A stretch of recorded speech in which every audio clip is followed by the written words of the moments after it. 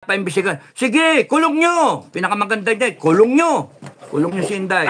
Tangina ninyo, hindi nyo kami matatakot. Kami mismo, sa FGF, hindi nyo kami matatakot. Mga gago kayo. Naghihintay lang yung grupo ko eh. Naghihintay lang. Tangina ninyo. Gago kayo. Tapos sa AFP, nabi ko na ba yun kay Marcos? Dapat ang sinabi mo, Marcos, huwag nyong gagalawin si Inday.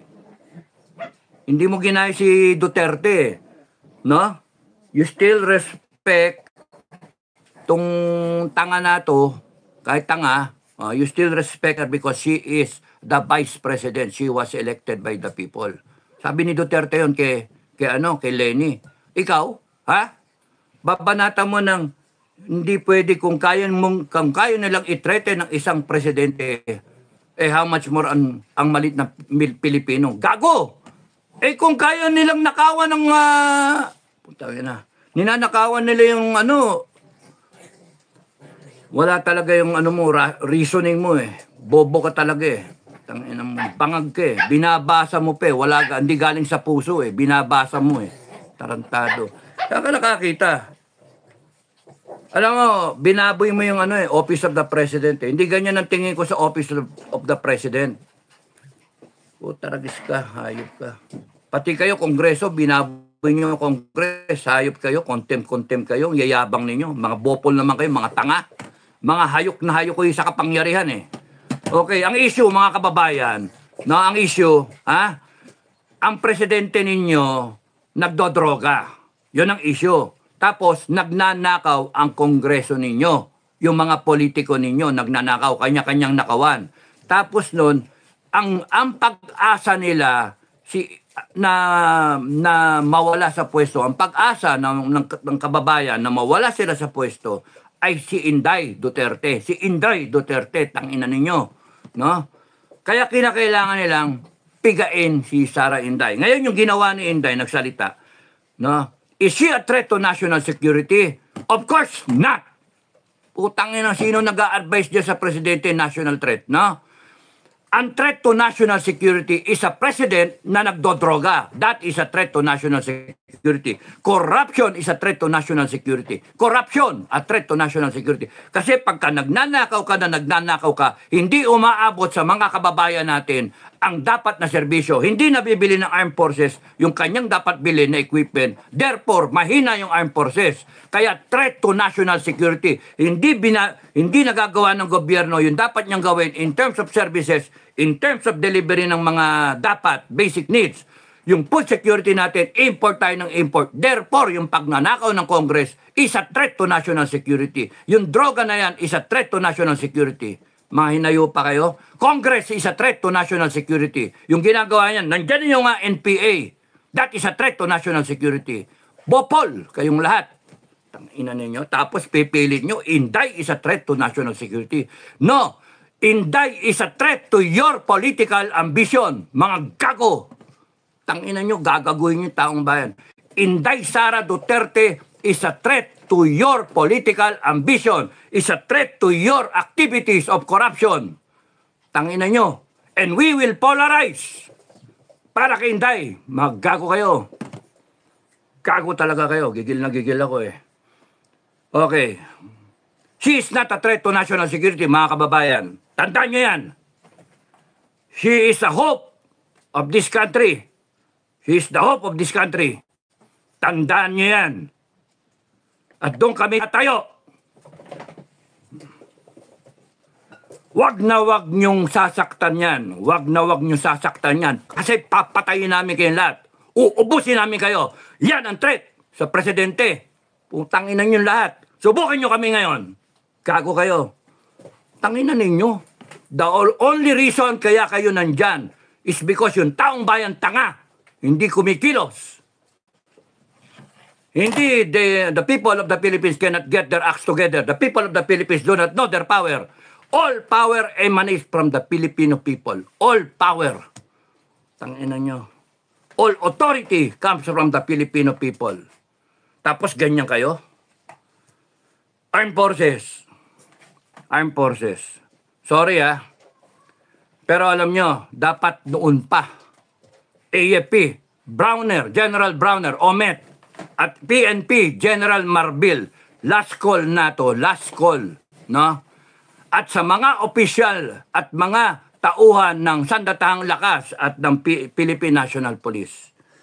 Huling call na to, ha? Noon pa dapat kayo tumayo. Noon pa. Pinagbibigyan namin kayo pinapanood namin kayo Galing kami dyan sa loob Pinagbibigyan namin kayo. Parang isang dating Pangulo na sabihin na kakausapin niya ang AFP at magbibigay ng options. Hindi nyo ba nakikita na the president, the former president is becoming excuse me, yung mga aso tumapanik the president is being desperate already. Parang kakausapin yung mga junior officer, kakausapin yung mga bakit hindi na makausap? It is an admittance na the president, the former president believes na corrupted yung hierarchy ng armed forces. Kaya kinakailangan usapin ng mga junior. Putang ina. AFP last call, PNP last call. Every day na hindi kayo tumatayo para sa taong bayan, every day na hindi kayo tumatayo para sa taong bayan is a day closer to being a narco state or a communist state. Parehas, pagsamahin nyo na, narco-communist state. Every day that you tolerate, you are tolerating, every day that you are tolerating this wrongdoing in government, you are tolerating a president who is taking drugs. You are tolerating an addict president. You are tolerating a Congress na nagnanakaw, abusive of powers. You are tolerating. It means you are with them. You are not with the Filipino people. Kaya last call, armed forces. Makinig kayo sa akin. Nakaset up yung bansa natin para civil war. Ha? Kayong mga Pilipino, makinig kayo. Kayong mga madada ng mga Pilipino, makinig kayo. Putang ina, panay salita, panay yabang Hindi nyo ba naisip na tayo magbabanggaan tayo lahat? Kaya AFP, PNP, pigilan nyo to. Pigilan nyo. Mawawalan kayo ng papel pagka hindi nyo ginawa yung papel ninyo. Ano yung papel ninyo? Papel ninyo ay you support and defend the Filipino people. You defend the Filipino people. You uphold the Constitution. Ang ginagawa nitong mga putang ng mga politikon to na tinotolerate ninyo, they are now using the Constitution. No? Binababoy lang, ginagago kayo, ginagawa kayong tamukyo. Utusan lang kayo They are using the Constitution to quell the resistance brewing because this resistance ang totoong Pilipino. And you are becoming an instrument of these stupid people in government because you are tolerating them. Tangin na yan. And if we have to draw the line, we will draw the line. Magpatayan tayo, gusto ninyo.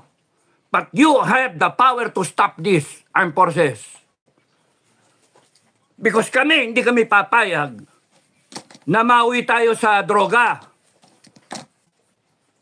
Mauwi tayo sa nakawan ng mga putangin ng mga congressman na yan. Hindi kami papayag. We are that close already. We are that close na mag-declare kami ng revolution. Putang ina ninyo, sabihin nyo, kami, babanatan nyo kami ng rebellion. Putang ina ninyo lahat. People of the Philippines, we the sovereign Filipino people, konstitusyon, ito lang kayo sa ilalim. Huwag nyo kaming gaguhin, huwag nyo kaming gabitan ng konstitusyon. Tang ina ninyo, kami may-ari ng konstitusyon. Kami ang nagpapatupad ng konstitusyon. Kung kinakailangan namin magkaroon ng court order, kami, People's Court, aarestuhin namin lahat yan. Putang ina nyo, hayop kayo. Gago kayo. armed forces, ginagago kayo ng mga gagong politiko na yan. Ginagamit kayo. And here you are, nagre-relax kayo. And yung Duterte na matanda, sinasabi, kakausapin niyo yung mga junior officer. What does that make of you? Kayong mga nasa itas, panay kayong mga walang bayag. Panay kayong mga bayaran. Yun ang dating eh. Namputya. Ano na nangyari sa serbisyo? Iniwanan namin niya matino. Tapos here you are, naghahanap kayong promotion, naghihintay. Putang ina. Dapat kayo, ang iniisip nyo, AFP, kung paano matitigil ito. Simple, doon kayo sa tama. Ano ba yung tama? Tama lang yan. Tama ba yung nakawan? Tama ba yung may droga? You get the president to take a hair follicle drug test. That's the right thing to do. Huwag nyo nang hintayin ng taong bayan ang lulusob dyan sa Malacanang. Huwag nyo nang hintayin ang taong bayan ang magpapadrug test. Magkakalasog-lasog yung presidente na yan. Punta na threat to the national security, threat to the life of the president. Tarantado! The president is the threat to the future of this country. Putang ina nyo, hayop kayo. Ginagago nyo Pilipino. Nasaan na yung pera? AFP, kung nung pa kayo tumayo, mabebenta ba yung ginto? Mabebenta ba? Kung tumayo kayo, AFP. Matatransfer ba yung 89 billion nung PhilHealth? Ha? Nasaan yung Marley Kapan? 250 billion. Nasaan na? Tapos magagastos ba yung budget? Hindi pa tapos ang taon, ubos na yung budget, wala nang pera. Ano gagawin natin? Tangin na mo. Gago. Tangin ng presidente yan.